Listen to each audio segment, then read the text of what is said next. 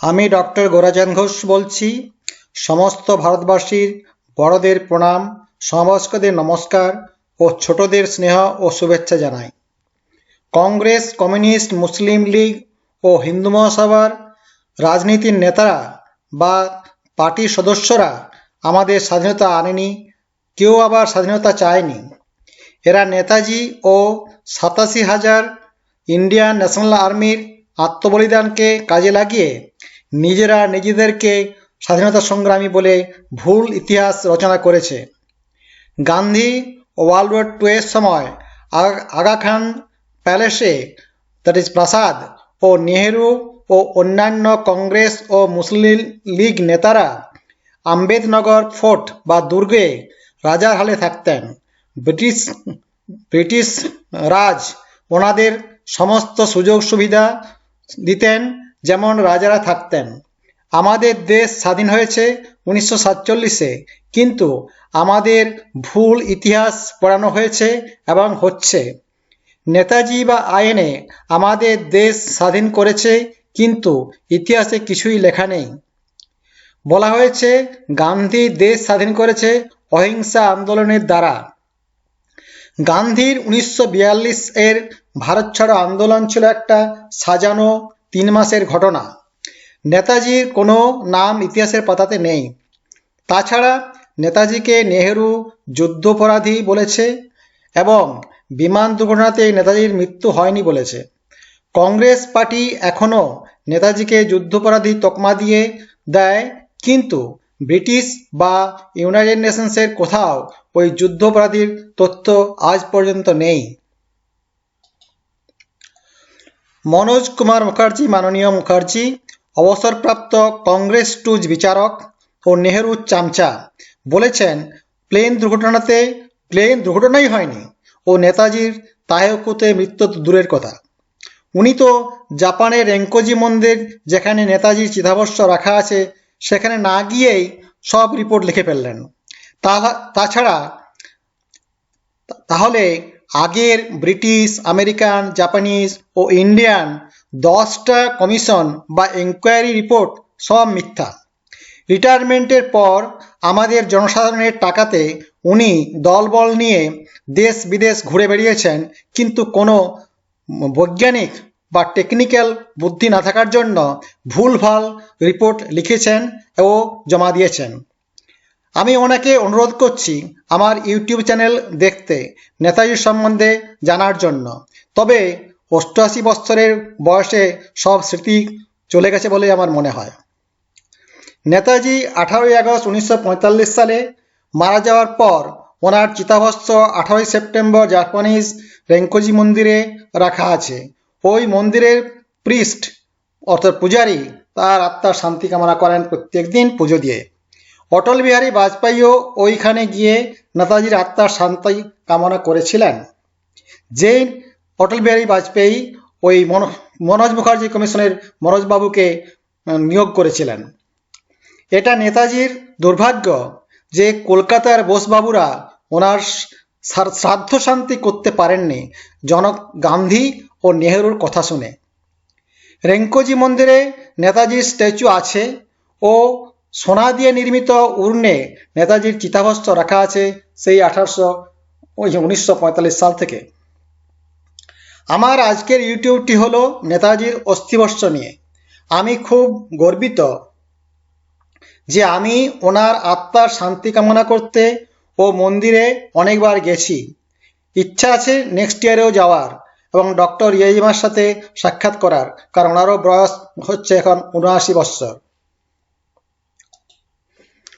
Indian government is requested to bring back the ashes of Netaji with great honor from the Renkoji Temple, Tokyo now.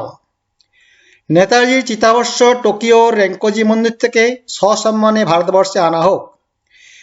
এই আর্টিকেলটি বাংলায় আমি লিখেছিলাম এবং ফেসবুকে post করেছিলাম 15 জানুয়ারি 2019। এই প্রথম ভারতবর্ষে প্রাইম মিনিস্টার নরেন্দ্র মোদী নেতাজি সুভাষচন্দ্র বোসের 45তম প্রভিশনাল আজাদ হিন্দ সরকারকে সমর্থন এবং নেতাজির প্রস্তাবিত দিল্লির লালকেল্লায় তেরঙ্গা পতাকা উত্তোলন করে নেতাজি ও আইএনএকে ভারতবর্ষের স্বাধীনতার জন্য উল্লেখ করেছেন। পরবর্তী মোদির কাজ হলো নেতাজির চিতাভস্ম সসম্মানে জাপান থেকে ভারতে আনা ভালো দিনক্ষণ দেখে। আমার মনে হয় আগামী 23 জানুয়ারি 2019 সাল সবচেয়ে ভালো দিন। এই দিনটি আমি উল্লেখ করেছিলাম যখন আর্টিকেলটি লিখেছিলাম। কর্নেল হাবিবুর রহমান খান ও নেতাজির ব্যক্তিগত ইন্টারপ্রেটার ও সচিব মাসায়োশি কাকিৎসুবো, যিনি 11 মে 1943 সাল থেকে 18 আগস্ট 1945 সাল পর্যন্ত এই কাজটি করেছিলেন, ভারতের জনগণকে অনুরোধ করেছেন ভারত স্বাধীন হওয়ার পর নেতাজির চিতাভস্ম রেঙ্কোজি মন্দির থেকে সসম্মানে ভারতবর্ষে যেন নিয়ে যাওয়া হয়।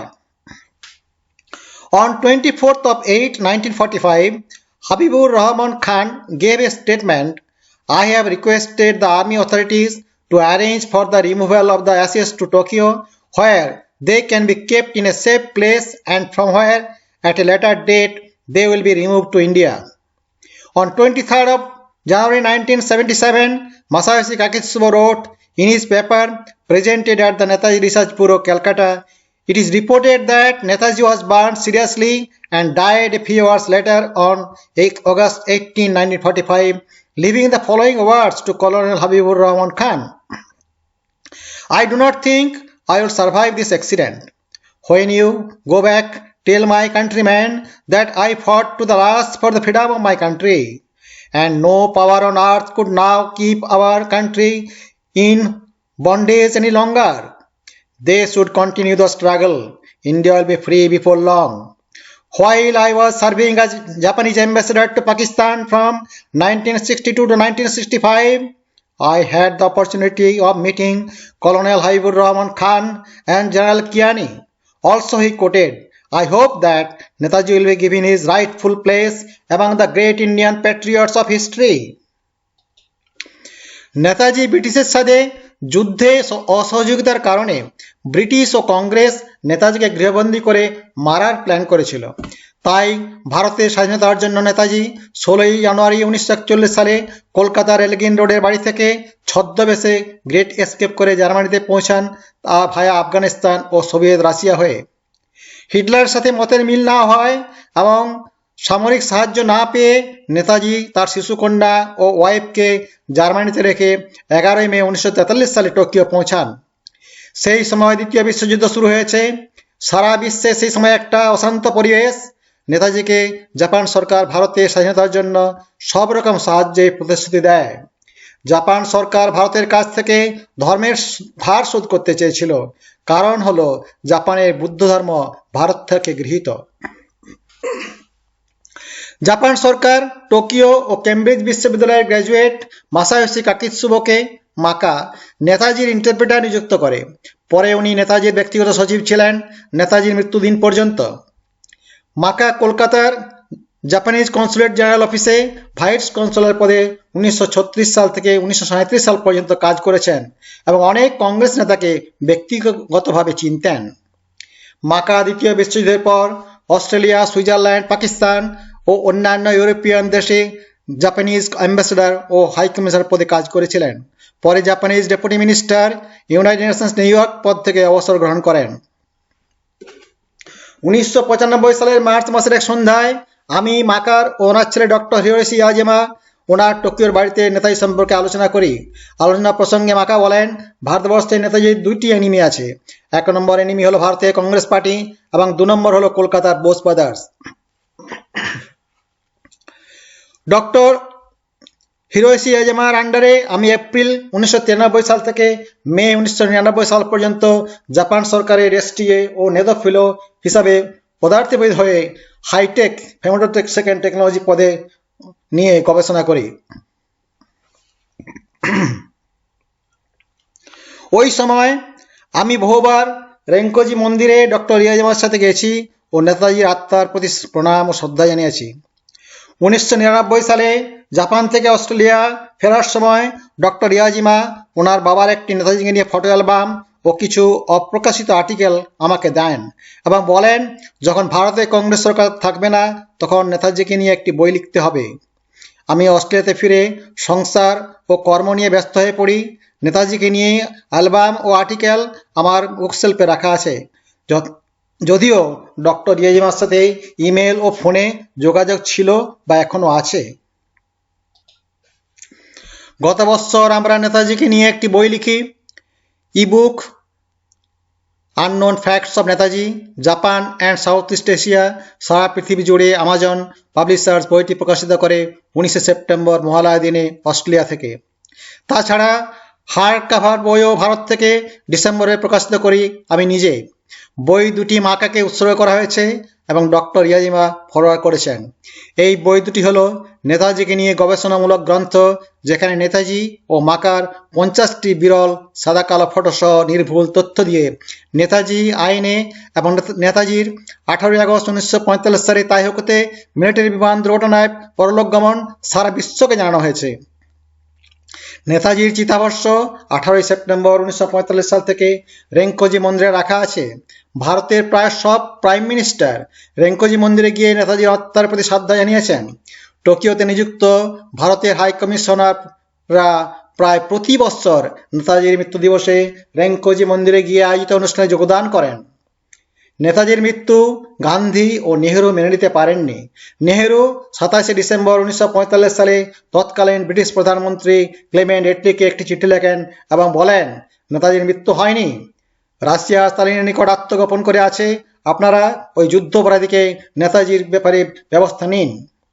কর্নেল হাবিবুর রহমান খান ও চিফ জেনারেল মোহাম্মদ জামান কিয়ানি 1946 সালে যুদ্ধাপরাধী হিসাবে রেড ফোর্ট ট্রায়ালের পর কলকাতা শরৎবাবুর উডবার্ন পার্কে বাড়িতে আগস্ট মাসের প্রথম 2 সপ্তাহ ছিলেন এবং নেতাজির মৃত্যুর সংবাদ দেন। প্রমাণস্বরূপ নেতাজির হাত ঘড়িটি ওনাকে দেন। ঘড়িটি দেখে শরৎবাবু মর্মাহত হন।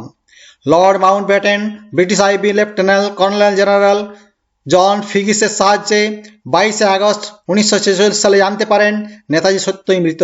নেহেরু লর্ড মাউন্টব্যাটেনের কাছ থেকে নেতাজির মৃত্যু খবর জেনেও আপাময় ভারতবাসীর কাছে খবরটি গোপন রেখেছিলেন রাজনৈতিক স্বার্থসিদ্ধির জন্য। নেতাজির আজাদিন ব্যাংকের সোনা, যেটা নেতাজির ওজনের থেকে বেশি এবং কোটি কোটি টাকা, নেহেরু, রামমূর্তি যে জাপানের বাসিন্দা এবং আয়ার 3 ভাগে ভাগ করে নেয় 1947 সালের অক্টোবর মাস নাগাদ। নেহেরু কিছু প্রাপ্ত টাকা এআইসিসির অ্যাকাউন্টে জমা রাখে। তারপর নেহেরু ও ডক্টর বিধানচন্দ্র রায় ওই টাকা থেকে নেতাজির মেয়ে অনিতার নামে 2 লাখ টাকার একটি ট্রাস্ট ডিড করেন 1954 সালের 23শে মে অনিতার লেখাপড়ার জন্য।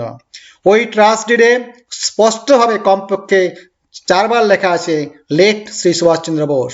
এই সমস্ত তথ্য ভারতবাসীর কাছে গোপন রেখে নেহেরু নিজের পদ বজায় রেখে রাজনীতি করেছেন বোস ব্রাদার্সের সাহায্য নিয়ে। 1955 সালে শরৎবাবুর মৃত্যুর পর নেতাজির ভাইপোরা নেহেরুর দলে যোগ দিয়ে 1957 সালে নেতাজির অন্তর্ধান রহস্য নিয়ে একটি নেতাজি রিসার্চ ব্যুরো নামে এনজিও প্রতিষ্ঠা করেন। জনগণের টাকায় নেতাজির নামে বোসবাবুরা স্ফূর্তি করেছেন ও করছেন ও পাক করবেন। মজার ব্যাপার হলো, মাকা 23শে জানুয়ারি 1977 সালে নেতাজির মৃত্যুর সমস্ত তথ্য দিয়ে নেতাজি রিসার্চ ব্যুরোতে একটি paper Netaji oration 1977 Netaji as I know him উপস্থাপিত করেন। কিন্তু আজ পর্যন্ত বোসবাবুরা ওই তথ্য গোপন রেখে গত 40 বছর যাবৎ নেতাজির নাম নিয়ে জনগণের টাকায় মোচ্ছব করেছেন এবং মোচ্ছব করে চলবেন। বোসবাবুদের চাপে নেতাজির মৃত্যু নিয়ে নেহরুর 1956 শাহনওয়াজ কমিটি এবং 1974 সালে ইন্দিরা গঠন করেন জাস্টিস জিডি খোসলা কমিশন। 2 কমিশনেই নেতাজির 18 আগস্ট 1945 সালে প্লেন দুর্ঘটনায় মৃত্যু প্রমাণ করেছে। মজার ব্যাপার হলো, নেতাজির নাম নিয়ে ব্যবসা ও জনগণকে বোকা বানানো চলেছে এবং চলছে। আমার ইবুক পাবলিশের পর আরও মজার ঘটনা জানতে পারলাম নেতাজিকে নিয়ে। গত 8ই অক্টোবর অনুজ ধর, চন্দ্রকুমার বোস, বন্দনা গারওয়াল, পার্থিব ধর ইত্যাদি মিশন নেতাজি এনজিও লোকেরা আমার এই বই থেকে ফটো চুরি ক্রপিং করে ফেসবুক, টুইটার ও ইন্টারনেটে পোস্টিং করে। পরে জানলাম ইউটিউবও বানিয়েছে। আমি তো অবাক। গবেষণা করে জানতে পারলাম অনুজ ধর নেহরুর বংশধর 2001 সালে নেতাজির নামে ব্যবসা দিল্লিতে স্টার্ট করে। কোনো প্রমাণ ছাড়াই নেতাজিকে গণইয়া বলে আজ 17 বছর যাবৎ এই ক্রিমিনাল গ্যাং জনসাধারণকে বোকা বানিয়ে চলেছে। বিশেষ করে ইয়াং বাঙালিদের মাথা চিবিয়ে চলেছে এই মিশন নেতাজি। অনুজ ধর কপিরাইট ভায়োলেশন, প্লেজিয়ারিজম, ম্যানিপুলেশন ও ও কনস্পিরেসি থিওরির সাহায্যে কোনো সত্যিকারের প্রমাণ ছাড়াই নেতাজিকে গুমনামা বানিয়ে 4খানা বই লিখেছে এবং সমস্ত ভারতবাসীকে বোকা এবং চিট করেছে এই 5 বছর ধরে। নিজেকে নেতাজির সমকক্ষভাবে এই ক্রিমিনাল নেতাজির সাথে সোশ্যাল মিডিয়াতে নিজের ফটো পোস্টিং করে, বিশেষ করে যে কোনো উন্নত দেশে এটা অসম্ভব। মুখার্জি কমিশন একটা মূর্খজি কমিশন ছাড়া কিছুই নয়। নেতাজির 56 বছর মরার পর কোনো প্রত্যক্ষদর্শী বেঁচে নেই। তাছাড়া ওই সময় ছিল যুদ্ধের ভয়াবহ পরিবেশ এবং তাইওকু এখন ছিল তাইওয়ান, তখন ছিল জাপান মিলিটারি সরকারের অধীনে। সুতরাং তারা যখন ওই দেশ ছেড়ে চলে যায় প্রায় সমস্ত কিছুই ধ্বংস করে দিয়ে গেছে। এর জন্য দায়ী ওই বোস ব্রাদার্সের একটা অংশ, নেতাজির ভাইপো, নাতি, আত্মীয় স্বজন এবং কলকাতার জয়শ্রী প্রকাশনের কর্ণধার। এখন এরা বিজেপিতে যোগ দিয়েছে জনসাধারণের টাকায় আবার কিছুদিন নেতাজির নামে গোনাই বাবা হিসেবে পাবলিক মিডিয়াতে জনসাধারণ আদায় করতে ও ভুল তথ্য জোগাতে। আমি মাকা ও ইয়াজেমার কথা মতো ভারতবর্ষের বর্তমান প্রাইম মিনিস্টার ও প্রেসিডেন্টকে প্রমাণ ও তথ্য সহ সব জানিয়েছি নেতাজির নামে কলঙ্ক ও ব্যবসা বন্ধ করার জন্য। রেঙ্কোজি মন্দিরের ফটো ও চিত্তাবসর সহ বইয়ের কাভার ফটো দিলাম জনসাধারণের জন্য। As per the message of Netaji published in the e-book and hardcover book by me, the ashes should be brought from Renkoji Temple, Tokyo to India as soon as possible, latest by his 75th death anniversary, that is this coming 18th August of 2020. জয় হিন্দ, বন্দে মাতরম।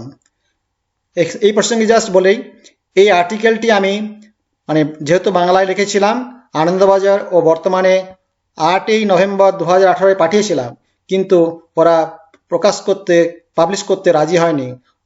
কারণ সত্য জিনিস কেউ চায় না, কারণ এরা জানে যে যতদিন টিকিয়ে রাখা যায় তত পাবলিকেশন বিভিন্ন জায়গায় পাবো এবং ব্যবসা ভালোই চলবে, সেই জন্যই পাবলিশ করেনি। আমি ওই জন্যই ফেসবুকে সোশ্যাল মিডিয়াতে পাবলিশ করেছি।